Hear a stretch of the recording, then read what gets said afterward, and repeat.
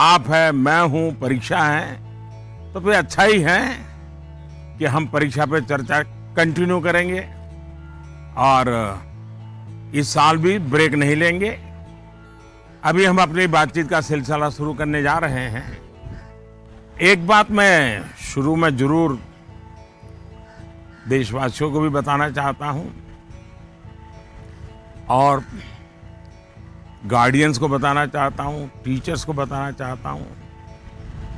ये परीक्षा पे चर्चा है, लेकिन सिर्फ परीक्षा की ही चर्चा नहीं है।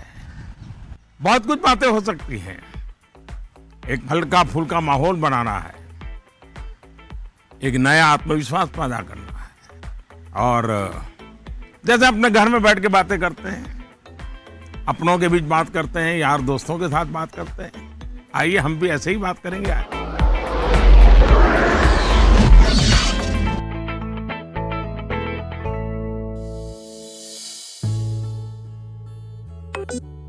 नमस्कार ऑनरेबल पीएम सर। नमस्कार नमस्कार। मेरा नाम यन पल्लवी है। मैं 9वीं कक्षा पढ़ रही हूँ। सर, हम अक्सर ऐसा महसूस करते हैं कि पूरा साल पढ़ाई ठीक चल रही होती है, लेकिन जैसे ही परीक्षा निकट आती है बहुत ही तनावपूर्ण स्थिति हो जाती है।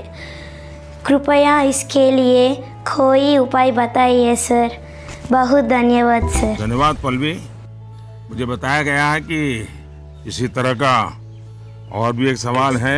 सादर अभिनंदन आदरणीय प्रधानमंत्री जी। मेरा नाम अर्पण पांडे है।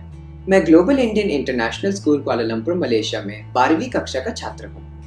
मैं आपसे अपनी भावी भविष्य की सफलता हेतु एक प्रश्न के उत्तर की आकांक्षा करता हूँ और आशा करता हूँ कि आप इसमें मेरा मार्गदर्शन करेंगे। मेरा प्रश्न है, परीक्षा की तैयारी के दौरान हमारे मन में आने वाले भय और तनाव से हम कैसे उभरे? कि क्या होगा अगर अच्छे अंक और अच्छा कॉलेज मिलेगा या नहीं? धन्यवाद। पल्लवी, अर्पण, देखिए आप जब ये फियर की, डर की बात करते हैं तो मुझे भी डर लग जाता है। अरे ऐसी कौन सी बात है जिसके लिए डरना चाहिए? क्या पहली बार एग्जाम देने जा रहे हो क्या पहले कभी एग्जाम दी नहीं? क्या आपको मालूम नहीं था कि मार्च महीने, अप्रैल महीने में एग्जाम आती है? सब पता है, पहले से पता है, साल भर पहले से पता है। अचानक तो नहीं आया है। और जो अचानक नहीं आया है, कोई आसमान नहीं टूट पड़ा है। इसका मतलब हुआ कि आपको डर एग्जाम का नहीं है, आपको डर किसी और का है। और वो क्या है?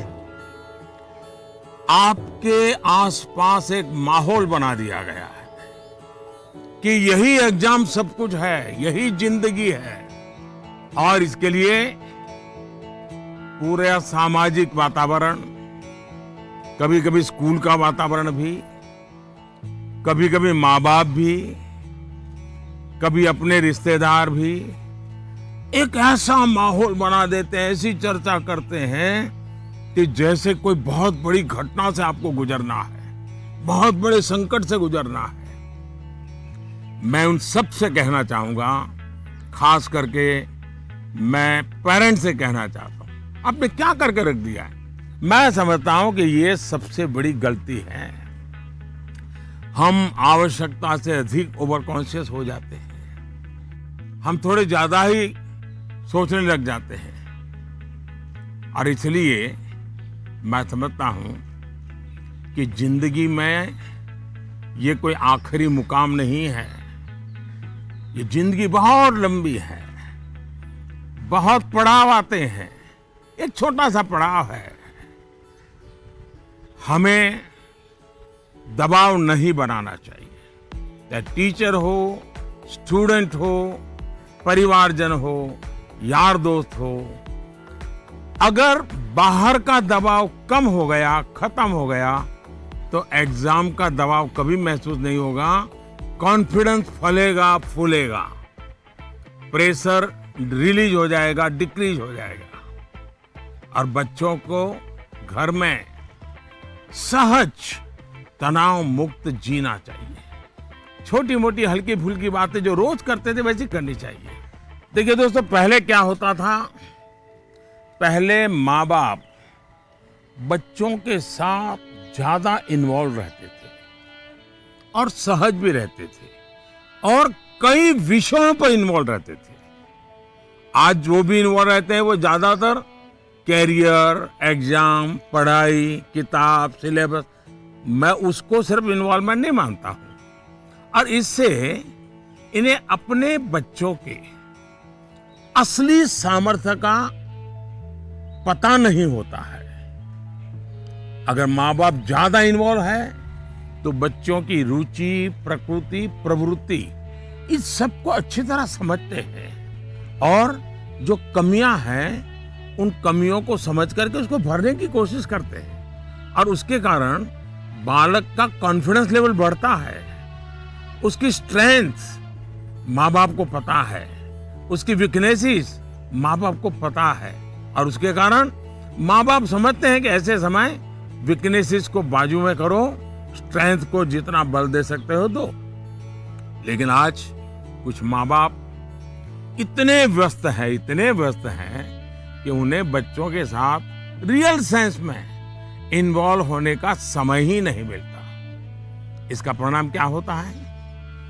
आज बच्चे के सामर्थ्य का पता लगाने के लिए पेरेंट्स को एग्जाम के रिजल्ट का सीट देखना पड़ता है और इसलिए बच्चों का आकलन भी बच्चों के रिजल्ट तक ही सीमित हो गया है। मार्क्स के परे भी बच्चे में कई ऐसी चीजें होती हैं जिन्हें पेरेंट्स मार्क ही नहीं कर पाते हैं।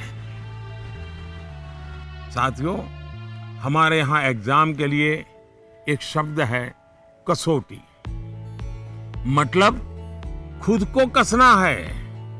ऐसा नहीं है एग्जाम आखिरी मौका है, बल्कि एग्जाम तो एक प्रकार से एक लंबी जिंदगी जीने के लिए अपने आप को कसने का उत्तम अवसर है, एक अपॉर्चुनिटी है। समस्या तब होती है जब हम एग्जाम को ही जैसे जीवन के सपनों का अंत मान लेते हैं, जीवन मरण का प्रश्न बना देते हैं। दरअसल एग्जाम जीवन को घड़ने का एक अवसर है, एक अपॉर्चुनिटी है, एक मौका है। उसे उसी रूप में लेना चाहिए। एक्चुअली हमें अपने आप को कसौटी पर कसने के मौके खोजते ही रहना चाहिए ताकि हम और बेहतर कर सकें। हमें भागना नहीं चाहिए। आइए दोस्तों, अगले सवाल की तरफ बढ़ते हैं। माननीय प्रधानमंत्री जी नमस्कार। मेरा नाम पुण्य सुन्या है। मैं कक्षा 11वीं की छात्र हूँ। मेरे विद्यालय का नाम विवेकानंद केंद्र विद्यालय निर्जुली, डिस्ट्रिक्ट पापुमपारे, स्टेट अरुणाचल प्रदेश है। माननीय प्रधानमंत्री जी, कुछ सब्जेक्ट्स और कुछ चैप्टर्स है जिनको लेकर मैं सहज नहीं हूँ, उनसे पीछा चुराने में लगी रहती हूँ। मैं चाहे कितनी भी कोशिश क्यों ना करूँ, मैं उन्हें पढ़ नहीं पाती हूँ। शायद ये इसलिए होता है क्योंकि मुझे उनसे डर लगता है। सर, इस स्थिति को कैसे दूर किया जा सकता है? धन्यवाद सर। चलिए, आंध्र से हम मलेशिया से अब अरुणाचल पहुंच गए और मुझे बताया गया है कि इसी प्रकार का कोई और एक सवाल भी है। माननीय प्रधानमंत्री जी नमस्कार। मेरा नाम विनीता गर्ग है और मैं SRDAV पब्लिक स्कूल में 25 वर्ष से कार्यरत हूँ। मेरा प्रश्न है, कुछ सब्जेक्ट्स ऐसे हैं जिसमें कई स्टूडेंट्स को डर का सामना करना पड़ता है, इस वजह से वह इनसे बचते हैं। इसके बारे में इतिहास या गणित जैसे विषयों के शिक्षक अच्छी तरह से समझ सकते हैं। टीचर के तौर पर इस स्थिति को और बेहतर बनाने के लिए हम क्या कर सकते हैं? ये कुछ अलग प्रकार का ही विषय मेरे सामने आया। मैं कोशिश करूंगा कि स्टूडेंट्स के मन को छू सकूं और टीचर्स की बात पर गौर के साथ कुछ समाधान बता सकूं। आप दोनों ने किसी खास सब्जेक्ट या चैप्टर से डर की बात कही है। आप लोग अकेले नहीं हैं जिनको इस स्थिति का सामना करना पड़ता हो। हकीकत तो यह है कि दुनिया में एक भी इंसान ऐसा नहीं मिलेगा जिसके ऊपर ये बात लागू न होती हो। मान लीजिए आपके पास बहुत ही बढ़िया 5-6 शर्ट है, लेकिन आपने देखा होगा 1 या 2 शर्ट आपको इतने पसंद आते होंगे, बार बार पहनते हैं। इसका मतलब ये नहीं कि बाकी सब बेकार हैं, फिटिंग ठीक नहीं है, ऐसा नहीं है। उन 2 इतने अच्छे लगते हैं कि आप उसको बार बार पहनते हैं। कई बार तो माँ बाप भी इन चीजों के लिए गुस्सा करते हैं कि कितनी बार इसको पहनोगे, अभी 2 दिन पहले तो पहना था। पसंद नापसंद मनुष्य का स्वभाव है और कभी कभी पसंद के साथ लगाव भी हो जाता है। और इसमें डर की, दुविधा की क्या बात है कि हमने डरना चाहिए? दरअसल होता क्या है, जब आपको कुछ चीजें ज्यादा अच्छी लगने लगती हैं तो उनके साथ आप बहुत कंफर्ट हो जाते हैं, बहुत कंफर्टेबल लगता है, सहज हो जाते हैं। लेकिन जिन चीजों के साथ आप सहज नहीं होते,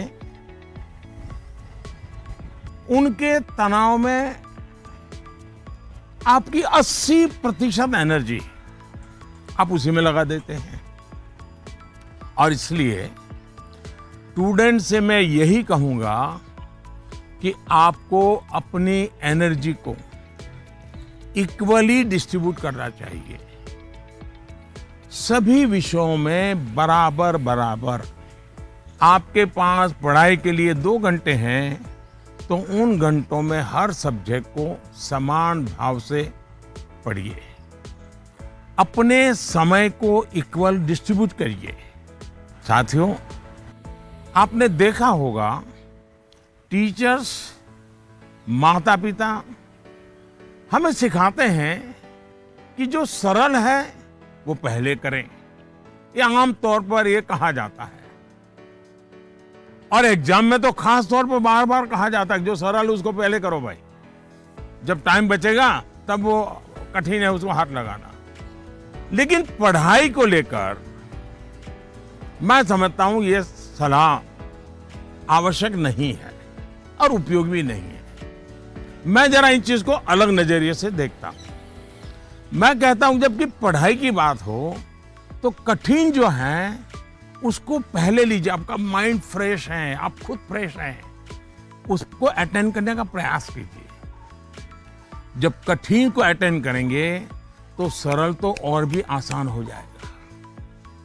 मैं अपना अनुभव बताता हूं। जब मैं मुख्यमंत्री था, फिर प्रधानमंत्री बना, तो मुझे भी बहुत कुछ पढ़ना पड़ता है, बहुत कुछ सीखना पड़ता है, बहुतों से सीखना पड़ता है, चीजों को समझना पड़ता है। तो मैं क्या करता था, जो मुश्किल बातें होती है, जिसके निर्णय थोड़े गंभीर होते हैं, मैं मेरे सुबह जो शुरू करता हूं तो कठिन चीजों से शुरू करना पसंद करता हूं। मुश्किल से मुश्किल चीजें मेरे अफसर मेरे सामने लेकर के आते हैं, क्योंकि उनको मालूम है कि वो मेरा एक अलग मूड होता है। मैं चीजों को बिल्कुल तेजी से समझ लेता हूँ, निर्णय करने की दिशा में आगे बढ़ता हूँ। मैंने अपना एक नियम बनाया है, कोशिश की है। और जो सरल चीजें हैं, दिन भर की थकान के बाद रात देर हो जाती है, तो चलो भाई अब उनको मैं ज़्यादा दिमाग खपाने की जरूरत नहीं हो, कोई गलती होने का कारण नहीं है, तो उन चीज़ों को मैं फिर देर रात तक खींच लेता हूँ। लेकिन सुबह जब उठता हूँ तो फिर कठिन से ही मुकाबला करने के लिए निकल पड़ता हूँ। दोस्तों, एक और बात हमें अपने आप से सीखनी चाहिए। आप देखिए, जो लोग जीवन में बहुत सफल हैं वो हर विषय में पारंगत नहीं होते, लेकिन किसी एक विषय पर, किसी एक सब्जेक्ट पर उनकी पकड़ जबरदस्त होती है।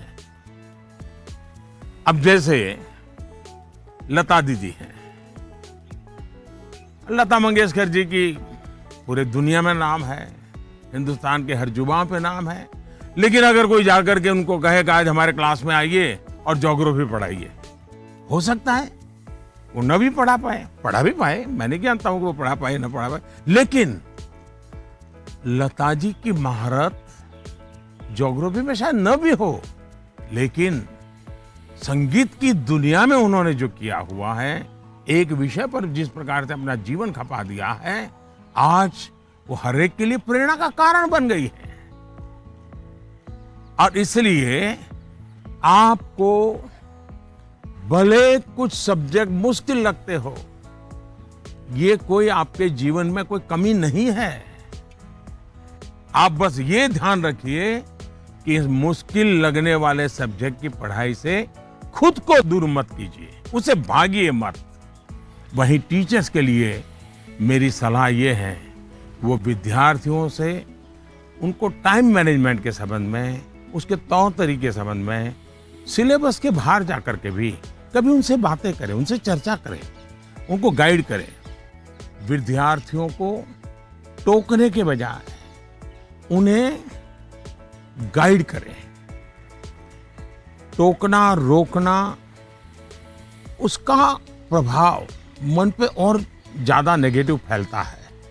प्रोत्साहित करने से वो कॉन्सेंट्रेटेड ताकत के रूप में कन्वर्ट हो जाता है।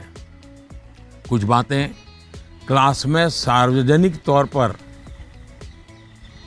जरूर कहें ताकि सबका प्रबोधन होगा, लेकिन बहुत सी बातें ऐसी होती हैं जब किसी एक बच्चे को बुला करके चलते चलते थोड़ा सर पे हाथ रख करके बहुत ही प्यार से कहें, बेटा देखो भैया तुम इतने बढ़िया करते हो, जरा देखो इसको जरा थोड़ा ये कर लीजिए, देखिए तुम्हारे में बहुत बड़ी ताकत है, आप देखिए ये बहुत काम आएगा, बहुत काम आएगा।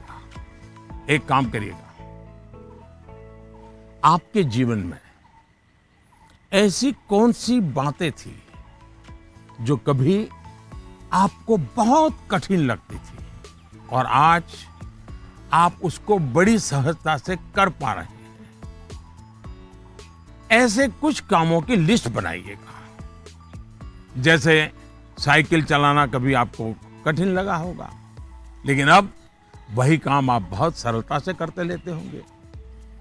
कभी तैरने की बात आई होगी, बहुत डर लगा होगा, उतरने से भी डर लगा होगा, लेकिन आप अच्छे तरह आज तैरना सीख गए होंगे। मतलब जो कठिन था उसको आपने कन्वर्ट कर दिया। आपके जीवन में ऐसी सैकड़ों चीजें होगी, अगर आप ये याद करके जरा किसी कागज पर लिख लेंगे तो कभी आपको किसी को भी, मुझसे भी कठिन वाला सवाल पूछना ही नहीं पड़ेगा, क्योंकि कभी कोई चीज आपको कठिन लगेगी ही नहीं। मुझ पे भरोसा कीजिए दोस्तों, एक बार करके देखिए। Honorable Prime Minister Ji, Vanakkam. I am Neil Anand, studying 12th standard in Vivekananda Kendra Vidyalaya Metric Higher Secondary School, Kanyakumari. Dear sir, during this pandemic situation, after the online classes, we all get more free time than usual. I would like to know how can we make the best use of our free time. My thanks to our Honorable Prime Minister for giving this opportunity. वणक्कम। Mummy papa को पता चलेगा ना कि आप परीक्षा के समय में खाली समय की बात कर रहे हैं, तो फिर देखिए क्या क्या होता है। खैर, मुझे ये सवाल बहुत अच्छा लगा कि आप एग्जाम के समय भी खाली समय पर ध्यान दे रहे हैं, खाली समय पर चर्चा कर रहे हैं। देखिए दोस्तों, खाली समय, इसको खाली मत समझिए, ये खजाना है, खजाना। खाली समय एक सौभाग्य है, खाली समय एक अवसर है। आपकी दिनचर्या में खाली समय के पल होने ही चाहिए, वरना तो जिंदगी एक रोबोट जैसी हो जाती है। दरअसल खाली समय दो तरह के हो सकते हैं। एक जो आपको सुबह से ही पता है कि आज आप 3 से 4 बजे तक फ्री हैं, या आने वाले रविवार को आप आधा दिन फ्री हैं, या आप 4 तारीख को छुट्टी है, आप दोपहर तक आपके पास कोई काम नहीं, आपको पता है। लेकिन दूसरा वो जिसका पता आपको लास्ट मोमेंट में चलता है। अगर आपको पहले से ही पता है कि मेरे पास खाली समय है, तो आप अपने पेरेंट्स या अपने बहन भाई से कह सकते हैं कि मैं आपकी हेल्प करूंगा। आपको क्या काम करना है, आप क्या कर रहे हैं, मैं क्या हेल्प कर सकता हूं। दूसरा, आप सोचें कि ऐसी कौन सी चीजें हैं जो आपको खुशी देती हैं। थोड़ा भारी भरकम शब्द है स्वांतः सुखाय, जिसमें से आपको सुख मिलता है, आपको आनंद मिलता है, आपके मन को बहलाती हैं। आप ऐसा भी कुछ कर सकते हैं। अब आपने मुझे पूछा है तो मैं भी सोचता हूं कि मैं क्या करना पसंद करता हूं। मैंने अपनी दिनचर्या में ऑब्जर्व किया है कि अगर मुझे थोड़ा सा भी खाली समय मिल जाए और अगर झूला है तो मेरा मन करता है कुछ पल में झूले पर जरूर बैठूं। बहुत थकान है और 5 मिनट का भी समय मिल गया, या फिर मैं कोई काम भी कर रहा हूं, तो अपने खाली समय में झूले पर बैठकर, पता नहीं क्या कारण है लेकिन मेरा मन प्रफुल्लित हो जाता है। जब आप खाली समय अर्न करते हैं तो आपको उसकी सबसे ज्यादा वैल्यू पता चलती है। इसलिए आपकी लाइफ ऐसी होनी चाहिए कि जब आप खाली समय अर्न करें तो वो आपको असीम आनंद दें। यहां यह भी ध्यान रखने की जरूरत है कि खाली समय में किन चीजों से बचना चाहिए, नहीं तो वही चीज सारा समय खा जाएगी, पता भी नहीं चलेगा और अंत में रिफ्रेश रिलैक्स होने के बजाय आप तंग आ जाएंगे, थकान महसूस करने लगेंगे। एक और मुझे लगता है कि खाली समय में हमें अपनी क्यूरियोसिटी, जिज्ञासा बढ़ाने की और ऐसी कौन सी चीजें हम कर सकते हैं जो शायद बहुत प्रोडक्टिव हो जाएगी। आपकी माँ या पिता अगर खाना बना रहे हैं, उसे ऑब्जर्व कीजिए। नई नई चीजों में अंदर जाने का, कुछ नया जानने का, इसका इम्पैक्ट सीधा सीधा दिखाई नहीं देता है, पर जीवन में इसका बहुत बड़ा गहरा प्रभाव होता है। फ्री टाइम का एक और बेस्ट यूज हो सकता है कि आप कुछ गतिविधियों से अपने आप को जोड़ें, जिसमें आप को एक्सप्रेस कर पाए, आपकी यूनिकनेस को बाहर ले आ सके, जिसमें आप अपनी इंडिविजुअलिटी से जुड़ सके। ऐसा करने के बहुत से तरीके हैं और आप भी ऐसे बहुत से तरीके जानते हैं। स्पोर्ट्स हैं, म्यूजिक है, राइटिंग है, पेंटिंग है, स्टोरी राइटिंग है। आप बहुत कुछ कर सकते हैं। अपने थॉट्स को, इमोशंस को एक्सप्रेस करने का एक क्रिएटिव तरीका दीजिए, अवसर दीजिए।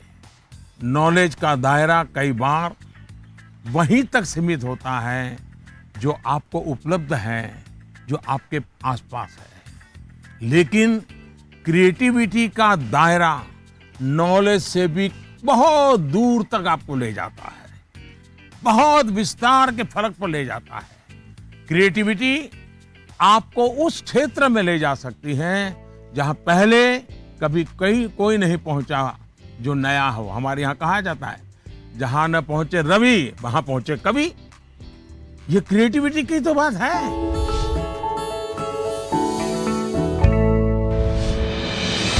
With the world's largest COVID vaccination drive, India is leading the way.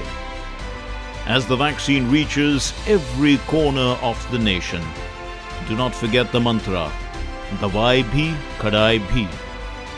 Let's continue our fight against COVID-19.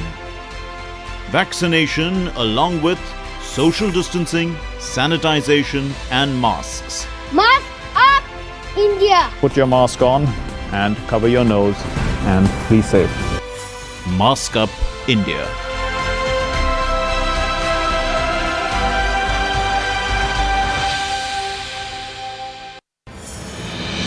दवाई भी कड़ाई भी का मंत्र लिए वैक्सीनेशन की चल रही है लहर, गांव-गांव, शहर-शहर। लेकिन जब इतना किया है सब्र, तो थोड़े और समय रखें कोरोना पर कड़ी नजर। ना छोड़ें 2 गज दूरी, सैनिटाइजेशन और मास्क की सावधान डगर।